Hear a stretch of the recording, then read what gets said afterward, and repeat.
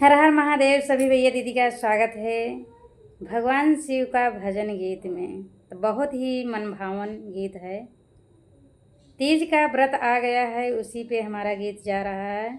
स्त्रियां व्रत क्यों रखती हैं और क्यों रखना ज़रूरी है। आप लोग गीत में बने रहिए, लास्ट तक आपको पता चलेगा क्यों रखती हैं।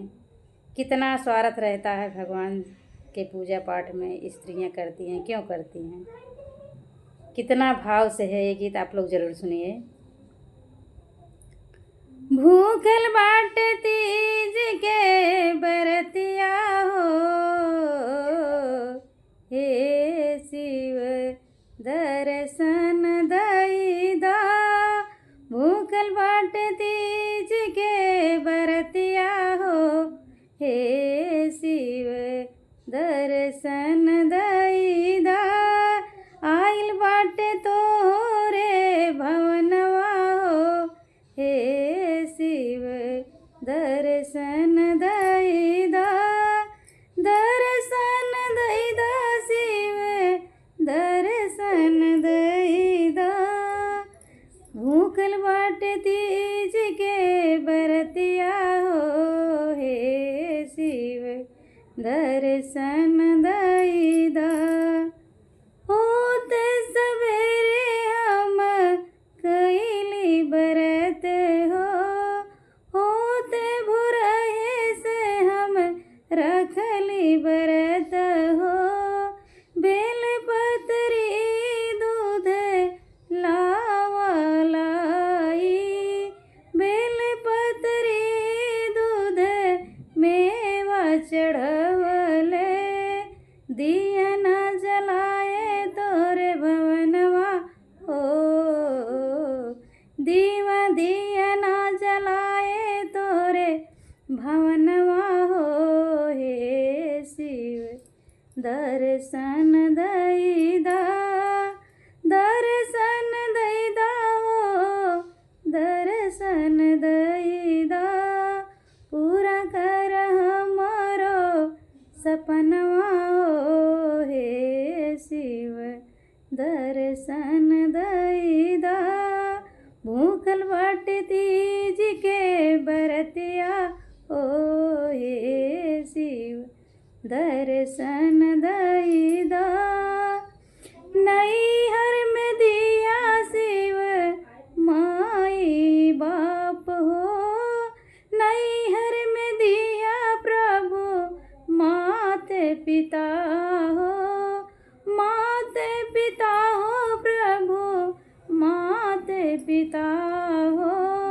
राखी बांधे खातिर दिया बिरनवा हो, राखी बांधे खातिर दिया बिरनवा हो, हे शिव दर्शन दई दा।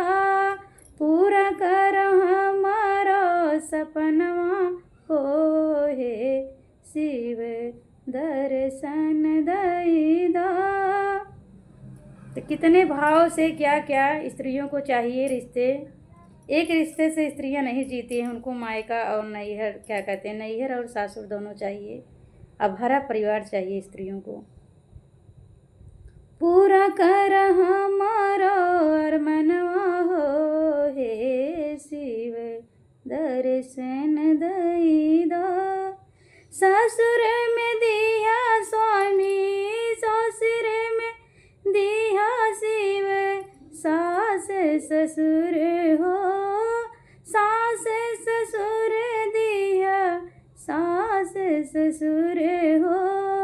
होली खेल खातिर दिया देवरवा हो, होली खेल खातिर दिया देवरवा हो, हे शिव दर्शन दई दा। भूखल बाट तोहर बरतवा हो, भूखल बाट तीज के बरतवा हो, हे शिव दर्शन दई दा। आइल बाट तोरे हम भवनवा हो, हे शिव दर्शन दई दा। दर्शन दई दा शिव दर्शन दई दा। सुन ली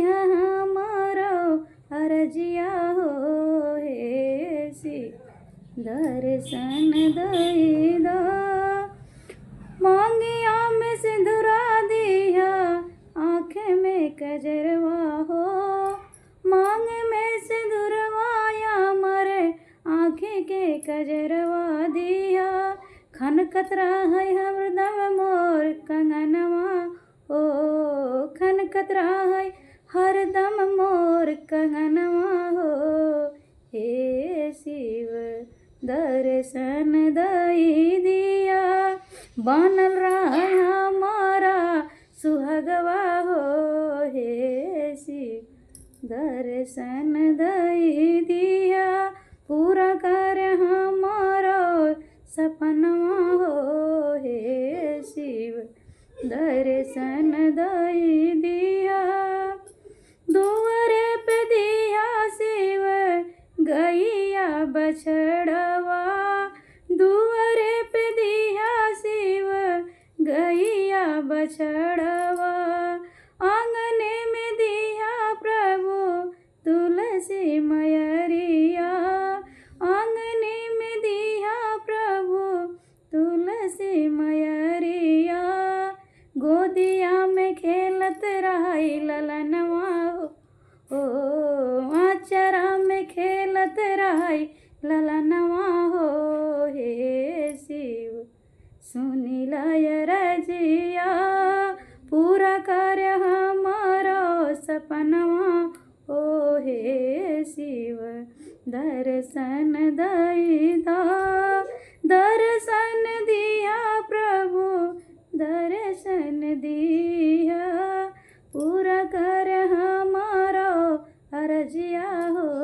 हे शिव दर्शन दईदा। तो ये प्यारा सा भजन आप सबको कैसा लगा कमेंट बॉक्स में ज़रूर बताना।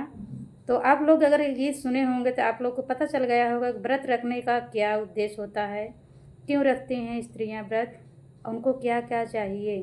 और ये सब जितने मैंने ये गीत में मैंने लिखा है, ये सब परिवार में होता है तो बहुत ही भाग्यशाली और औरतें होती हैं स्त्रियां। अगर उन्हें ससुराल और मायके में सब कुछ ऐसा मिल जाता है तो बहुत ही भाग्यशाली हैं। भगवान का वरदान उन्हें प्राप्त है, भगवान उनके साथ हमेशा रहते हैं। तो आप लोग के गीत कैसा लगा ज़रूर बताना। तो भगवान शिव की कृपा हमारे ऊपर ऐसा सब कुछ है, तो जैसा भी हो आप लोग ज़रूर बताना।